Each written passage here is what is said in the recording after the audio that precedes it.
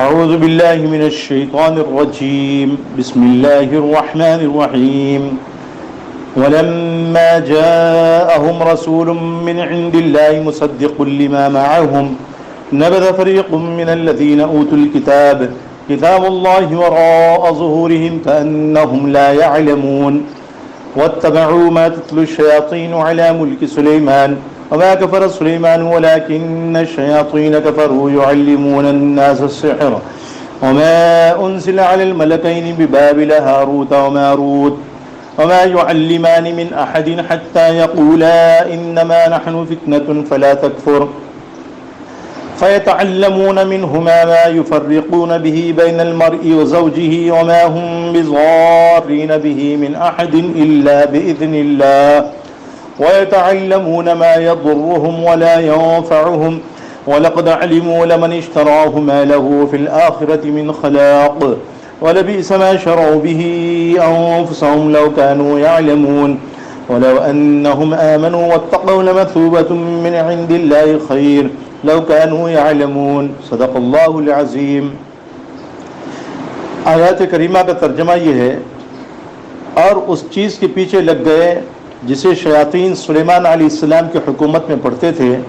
سلیمان نے تو یہ کفر نہ کیا تھا بلکہ یہ کفر شیطانوں کا تھا۔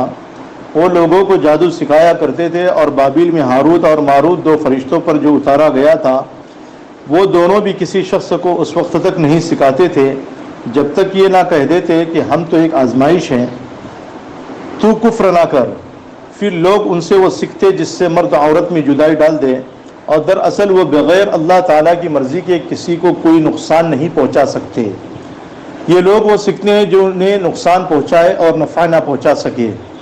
اور وہ بالیقین جانتے ہیں کہ اس کے لینے والے کا آخرت میں کوئی حصہ نہیں، اور وہ بدترین چیز ہے جس کے بدلے وہ اپنے آپ کو فروخت کر رہے ہیں۔ کاش کہ یہ جانتے ہوتے، اور اگر یہ لوگ ایماندار متقی بن جاتے تو اللہ تعالیٰ کی طرف سے بہترین ثواب انہیں ملتا اگر یہ جانتے ہوتے۔ جب کبھی ان کے پاس اللہ کا کوئی رسول ان کی کتاب کی تصدیق کرنے والا آیا، ان اہل کتاب کے ایک فرقے نے اللہ کی کتاب کو اس طرح پیٹھ پیچھے ڈال دیا گویا جانتے ہی نہ تھے۔ یہ آیات کریمہ کا ترجمہ ہوا۔ یہ سورۃ البقرہ کی آیت نمبر 101، 102 اور 103 کا ترجمہ ہوا۔ ان آیات کریمہ میں اللہ رب العزت نے حضرت سلیمان علیہ السلام کی برات کے متعلق بیان فرمایا کہ جو تہمت اور بہتان حضرت سلیمان علیہ السلام پر یہودی لگاتے تھے، اس سے حضرت سلیمان علیہ السلام کو اللہ رب العزت نے بری کر دیا کہ سلیمان علیہ السلام ایسے نہیں تھے۔ بہرحال اس سلسلے میں ایک روایت ہے، حضرت عبداللہ ابن عباس رضی اللہ تعالیٰ عنہ فرماتے ہیں، حضرت سلیمان علیہ السلام کے پاس میں ایک انگوٹھی تھی۔ جب آپ بیت الخلاء جاتے تو اپنی بیوی حضرت جرادہ کو وہ دے کر کے چلے جاتے، یعنی بیت الخلاء جاتے، فارغ ہونے کے بعد میں واپس آتے۔ بہرحال جب حضرت سلیمان علیہ السلام کی آزمائش کا وقت آیا تو اس وقت ایک شیطان جن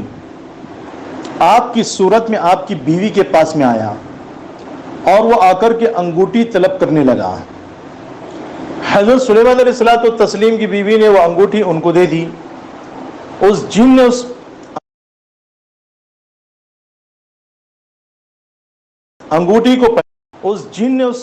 انگوٹھی کو پہن لیا اور تخت سلیمانی پر بیٹھ گیا۔ تمام جنات وغیرہ حاضر خدمت ہوئے، اور وہ جن جو سلیمان علیہ السلام کی شکل میں تھا حکومت کرنے لگا۔ پھر دوبارہ حضرت سلیمان علیہ السلام واپس آئے، یعنی فارغ ہو کر کے، اور انگوٹھی طلب کی اپنی بیوی سے، تو بیوی نے جواب دیا کہ تو جھوٹا ہے، انگوٹھی تو سلیمان علیہ السلام لے کر گئے ہیں۔ یعنی بیوی نے سمجھا کہ پہلے جو آیا تھا وہی حقیقت میں سلیمان علیہ السلام تھا، اور جب اصل سلیمان علیہ السلام آ گئے تو حضرت سلیمان علیہ السلام کو بیوی نے جھٹلایا، کیونکہ بیوی کو معلوم نہیں تھا۔ آپ نے سمجھ لیا کہ اللہ کی طرف سے آزمائش ہے۔ ان دنوں شیاطین نے جادو، نجوم، کہانت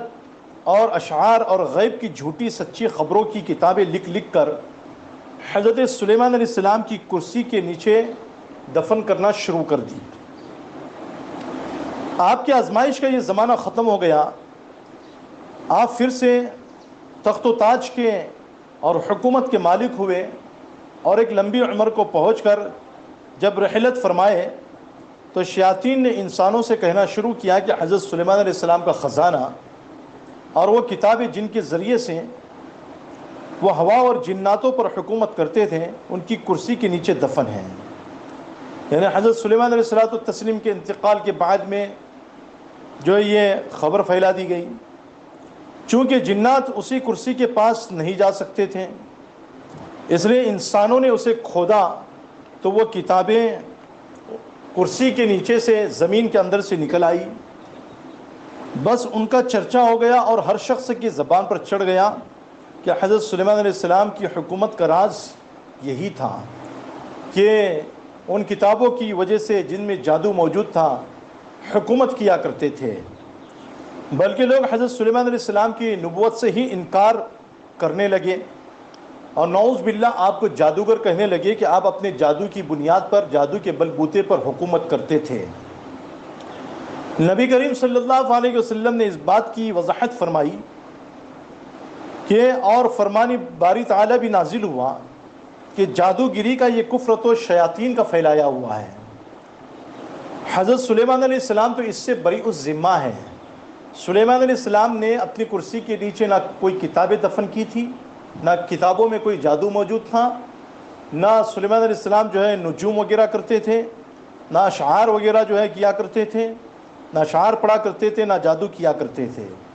حضرت سلیمان علیہ السلام جادو سے بھی بری تھے، نجوم سے بھی بری تھے، اور سچی جھوٹی خبریں ملانے سے بھی حضرت سلیمان علیہ السلام بری تھے۔ اللہ رب العزت نے ان کی برات کا اظہار فرمایا، اور نبی کریم صلی اللہ علیہ وسلم نے بھی عقدہ کشائی کی اور فرمایا کہ سلیمان علیہ السلام جو ہے اللہ کے ایک پیغمبر تھے، رسول تھے، اور اللہ رب العزت نے ان کو حکومت اور تخت دیا تھا، اپنی طرف سے عطا کیا تھا، کوئی سلیمان علیہ السلام جادو کی بنیاد پر نہیں کیا کرتے تھے۔ بہرحال تو حضرت سلیمان علیہ السلام کو اللہ رب العزت نے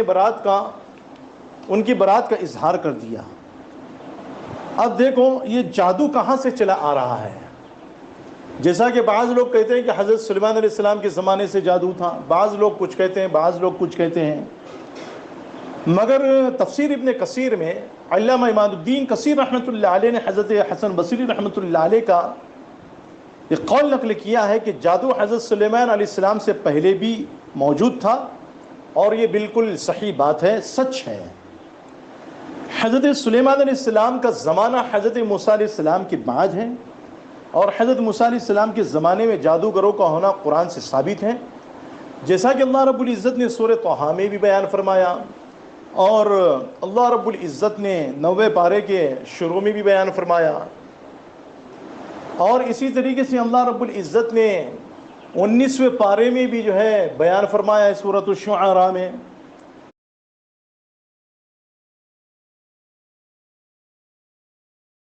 حضرت موسیٰ علیہ السلام کا قصہ اور جادوگروں کا قصہ، اس کی وضاحت بھی وہاں پر موجود ہے، اور حضرت سلیمان علیہ السلام کا حضرت موسیٰ علیہ السلام کے بعد ہونا بھی قرآن کریم سے ظاہر ہے۔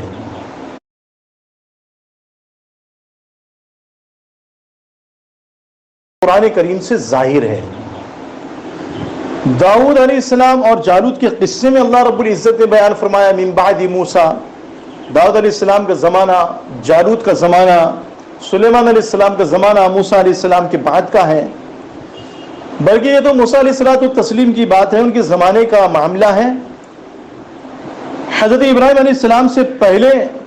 حضرت صالح علیہ السلام کو ان کی قوم نے بھی کہا تھا وَمَا أَنْتَ مِنَ الْمُسَحَّرِينَ إِنَّمَا أَنْتَ مِنَ الْمُسَحَّرِينَ، کہ آپ جادو کیے گئے لوگوں میں سے ہے۔ یعنی صالح علیہ السلام کو بھی لوگوں نے، ان کی قوم نے یہ کہا کہ آپ پر بھی جادو کیا گیا ہے۔ تو اس سے جو یہ بات معلوم ہوتی ہے کہ ابراہیم علیہ السلام سے پہلے بھی جادو کا عمل ہوتا تھا، ابراہیم علیہ السلام کے زمانے میں بھی ہوتا تھا، اور نبی کریم صلی اللہ علیہ وسلم کے زمانے میں تو ہوتا ہی تھا، جیسا کہ مدینہ میں یہودی لوگ جادو کیا کرتے تھے، نبی کریم صلی اللہ علیہ وسلم پر بھی جادو ہوا۔ لبید ابن عاصم نے اور اس کی بیٹیوں نے دونوں نے مل کر کے نبی اکرم تاجدار مدینہ محمد عربی صلی اللہ علیہ وسلم پر جادو کیا۔ حضرت عبداللہ ابن عباس رضی اللہ تعالیٰ عنہ فرماتے ہیں کہ جادو اللہ کا نازل کیا ہوا نہیں ہے۔ ربیع بن انس فرماتے ہیں کہ ان پر کوئی جادو نہیں اترا تھا۔ اس بنا پر آیت کا ترجمہ اس طرح پر ہوگا کہ ان یہودی نے اس چیز کی تابعداری کی جو حضرت سلیمان علیہ السلام کے زمانے میں شیطان پڑھا کرتے تھے، تلاوت کرتے تھے۔ حضرت سلیمان علیہ السلام نے کفر نہیں کیا، نہ اللہ تعالیٰ نے جادو کو ان دو فرشتوں پر اتارا ہے۔ جیسا کہ یہودیوں کا خیال تھا کہ جبرائیل علیہ السلام اور میکائیل علیہ السلام جادوگر تھے، جادو کیا کرتے تھے، کفر کیا کرتے تھے، بلکہ اللہ رب العزت نے یہ کہا کہ یہ کفر شیطانوں کا ہے جو بابل کے علاقے میں، عراق میں ایک جگہ ہے بابل کے علاقے میں لوگوں کو جادو سکھایا کرتے تھے، اور وہ ان کے سردار دو آدمی تھے جن کا نام ہاروت اور ماروت تھا۔ جیسا کہ علماء اور محققین کی جماعت ہمیشہ اس بات کی قائل رہی ہے، یہ کہتی آ رہی ہے کہ ہاروت اور ماروت فرشتے نہیں تھے، یہ جو ہے نا دو شخص تھے۔ جیسا کہ شیخ ابو منصور ماتوریدی رحمۃ اللہ علیہ نے اس شخص پر کفر کا فتویٰ لگایا ہے جو ہاروت اور ماروت کو فرشتہ سمجھتا ہو۔ اس لیے ہمیں یہ چاہیے کہ ہمیں ہاروت اور ماروت کو فرشتہ نہیں سمجھنا ہے، کیونکہ اللہ تعالیٰ کی فرشتے جو ہے معصوم مخلوق ہے، اور اللہ رب العزت نے بھی قرآن کریم میں بیان فرمایا کہ فرشتے اللہ کی معصوم مخلوق ہے اور وہ اللہ کی نافرمانی نہیں کرتے، گناہ نہیں کرتے۔ اگر ہاروت اور ماروت کو یہ کہیں گے کہ ہاروت اور ماروت نے غلط کام کیا تھا تو ظاہر سی بات ہے کہ ان کے اوپر ایک دھبا لگے گا، ان کے اوپر دھبا لگنا گویا کہ اللہ کے کلام کا انکار کرنا ہے۔ جیسا کہ اللہ رب العزت نے فرمایا کہ فرشتے تو معصوم ہوتے ہیں، تو جب فرشتے معصوم ہوتے تو ہاروت اور ماروت نے گناہ کیسے کیا؟ تو اس سے جو یہ بات معلوم ہوتی ہے کہ ہاروت اور ماروت فرشتے نہیں تھے بلکہ دو شخص تھے جو بابل کے علاقے میں رہا کرتے تھے، اور وہ دونوں جادو جانتے تھے اور لوگوں کو جادو سکھاتے تھے۔ تو بہرحال، اور ایک روایت ہے حضرت علی کی، ابن مسعود کی، ابن عباس کی، ابن عمر کی اور حضرت کعب احبار کی اور سدی کی، کہ وہ فرماتے ہیں کہ رسول اللہ صلی اللہ علیہ وسلم فرماتے ہیں کہ جب آدم علیہ السلام کو اللہ تعالیٰ نے زمین پر اتارا اور ان کی اولاد زمین پر پھیلی اور زمین میں اللہ کی نافرمانی ہونے لگی، تو فرشتوں نے کہا کہ دیکھو یہ کس قدر بد لوگ ہیں، کیسے نافرمان، سرکش اور گنہگار لوگ ہیں، ہم اگر ان کی جگہ ہوتے تو ہرگز اللہ کی نافرمانی نہیں کرتے۔ اللہ تعالیٰ نے فرمایا اچھا تم اپنے میں سے دو فرشتوں کو پسند کر لو، میں ان میں انسانی خواہشات کو پیدا کرتا ہوں اور انہیں انسانوں میں بھیجتا ہوں، پھر دیکھتا ہوں کہ وہ کیا کرتے ہیں۔ چنانچہ انہوں نے ہاروت اور ماروت کو پیش کیا، اللہ تعالیٰ نے ان میں انسانی طبیعت پیدا کی اور ان سے کہہ دیا کہ دیکھو بنی آدم کو تو میں اپنے انبیاء کی معرفت، اپنے حکم احکام پہنچاتا رہا ہوں، لیکن تم سے بلا واسطہ خود یہ کہہ رہا ہوں کہ میرے ساتھ کسی کو شریک نہ کرنا، زنا نہ کرنا، شراب نہ پینا۔ اب یہ دونوں زمین پر اترے اور زہرا کو ان کی آزمائش کے لیے جو حسین اور جمیل ایک خوبصورت عورت تھی اس کی شکل میں ان کے پاس میں بھیجا، جسے دیکھ کر یہ دونوں دیوانے ہو گئے اور اس سے نعوذ باللہ زنا کرنا چاہا۔ اس عورت نے کہا کہ اگر تم شرک کرو تو میں منظور کرتی ہوں، یعنی میں زنا کرنے پر آمادہ ہوں، لیکن شرط یہ ہے کہ تم اللہ کے ساتھ میں شرک کرو۔ ان دونوں نے جواب دیا کہ یہ ہم سے تو نہیں ہو سکے گا، وہ چلی گئی۔ پھر دوبارہ آئے اور کہنے لگی کہ اچھا شرک نہیں کرتے تو ٹھیک ہے، اس بچے کو قتل کر دو تو میں تمہاری خواہش پوری کرتی ہوں۔ انہوں نے اس سے بھی نہ مانا۔ پھر آئے اور کہا کہ اچھا ایک کام کرو، شراب پی لو، شرک نہیں کرنا چاہتے ہو تو ٹھیک بات ہے، بچے کو قتل نہیں کرنا چاہتے ہو تو ٹھیک بات ہے، شراب پی لو، شراب تو معمولی سی چیز ہے۔ انہوں نے جو ہے شراب پینے کو ہلکا گناہ سمجھ کر پی لیا، اسے منظور کر لیا۔ اب نشے میں مست ہو کر زنا کاری بھی کی اور اس بچے کو قتل بھی کر ڈالا اور اللہ کے ساتھ میں شرک بھی کیا۔ جب ہوش و حواس درست ہو گئے تو اس عورت نے کہا کہ جن جن کاموں کا تم پہلے انکار کرتے تھے وہ تمام کام تم نے کر ڈالے، یہ شرمندہ ہوئے۔ پھر انہیں اختیار دیا گیا کہ یا تو عذاب دنیا کو اختیار کرو یا عذاب اخروی کو پسند کر لو۔ انہوں نے دنیا کے عذاب کو پسند کیا۔ یہ واقعہ ہے وہ جو ہاروت اور ماروت کی طرف جو ہے نا گھڑا جاتا ہے اور ان کے اوپر جو ہے نا ایک تہمت لگتی ہے، یعنی اس حدیث سے پاک کی وجہ سے لیکن اس روایت کو جو ہے نا غریب روایت کہا گیا ہے. یہ کوئی بالکل صحیح سند کے ساتھ میں روایت ثابت نہیں ہے. اور حضرت علی رضی اللہ تعالیٰ عنہ سے بھی جو ہے نا ایک روایت ہے جس کو جو امام ابو داؤد رحمۃ اللہ علیہ نے نقل کیا ہے اور امام ابی حاتم اور بہقی نے بھی نقل کیا ہے کہ حضرت علی سے ہے کہ آپ صلی اللہ علیہ وسلم نے فرمایا کہ رسول اللہ صلی اللہ علیہ وسلم نے مجھے بابل کی ملعون سر زمین میں نماز پڑھنے سے منع کیا ہے. بابل کی ملعون زمین میں جس پر اللہ کی لعنت بھیجی گئی ہے اس سر زمین میں نماز پڑھنے سے منع فرمایا ہے. تو یہ ایک حدیث ہے جس کو حضرت علی سے بیان کیا جاتا ہے. علامہ آلوسی رحمۃ اللہ علیہ کہتے ہیں کہ میں علماء امت میں سے کسی کو نہیں جانتا کہ انہوں نے بابل کی سرزمین میں نماز پڑھنے سے روکا ہو اور حرام قرار دیا گیا ہو. یہ تو نبی کریم صلی اللہ علیہ وسلم کی جانب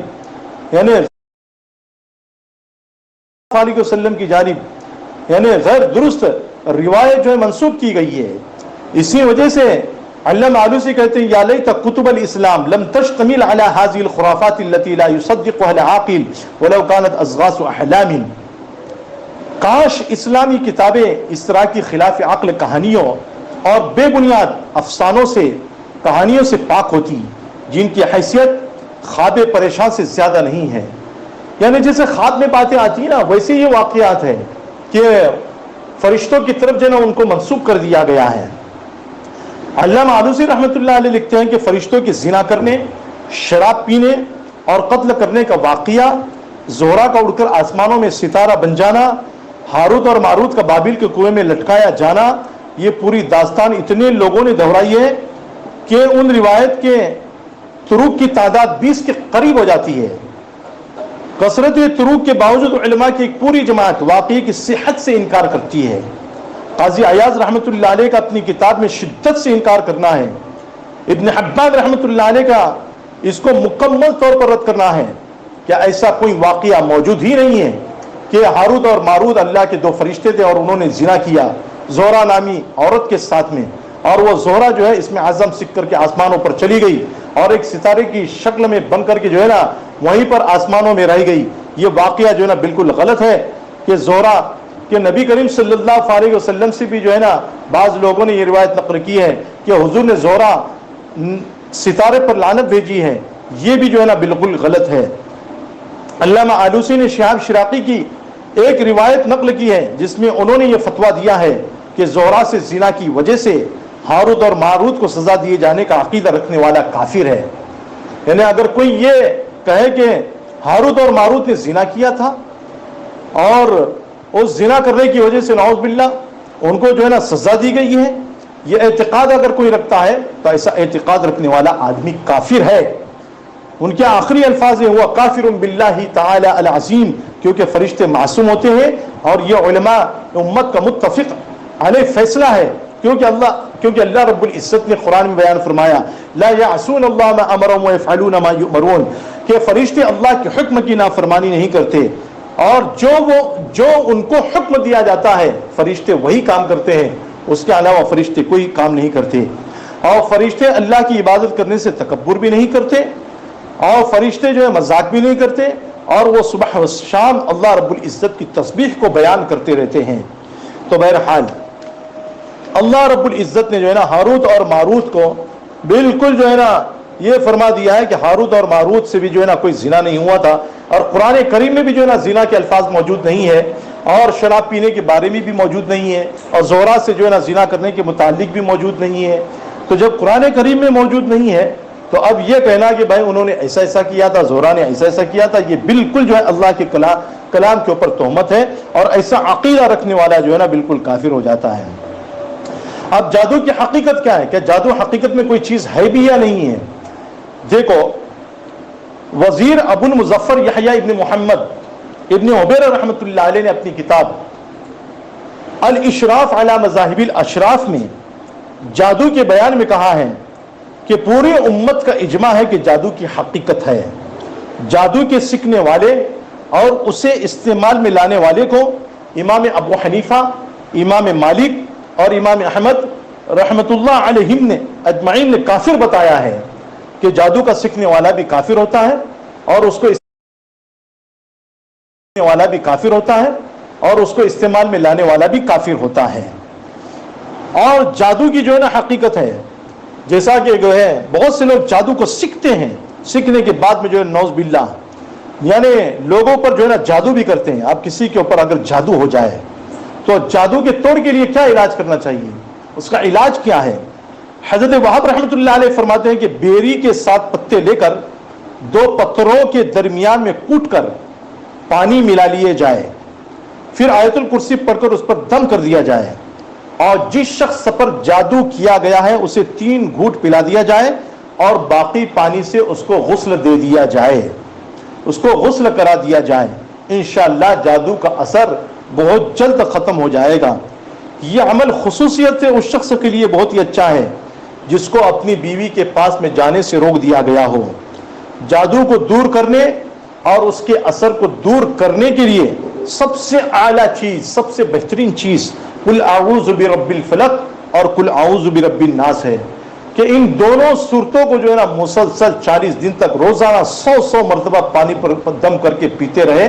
گھر والوں کو بھی پلاتے رہے، انشاءاللہ جادو کا اثر بہت جلد ختم ہو جائے گا۔ اور جس نے جادو کیا ہے اگر وہ زندہ ہے تو وہ خود پریشان ہو کر کے اس دنیا سے ہلاک اور برباد ہو جائے گا۔ حدیث میں ہے کہ ان جیسا کوئی تعویذ نہیں ہے، سورۃ الفلق اور سورۃ الناس کی جیسا، اس سے بڑھ کر کوئی تعویذ نہیں ہے۔ اسی طرح آیت الکرسی بھی شیطان کو دور کرنے میں اعلیٰ درجے کی آیت ہے، اس لیے جو ہے نا ان تینوں آیتوں کا، ان دونوں صورتوں کا اور آیت الکرسی کا جو ہے نا عمل برابر کرتے رہے، اور روزانہ جو ہے نا چند مرتبہ سورۃ الفلق اور سورۃ الناس اور آیت الکرسی پڑھتے رہے، اپنے اوپر بھی دم کرتے رہے، پانی پر دم کر کے پیتے رہے۔ اللہ رب العزت سے دعا ہے کہ اللہ رب العزت ہم لوگوں کو ان تمام باتوں پر صحیح طریقے سے صحیح عقیدہ رکھنے کی توفیق نصیب فرمائے۔ السلام علیکم ورحمۃ اللہ وبرکاتہ۔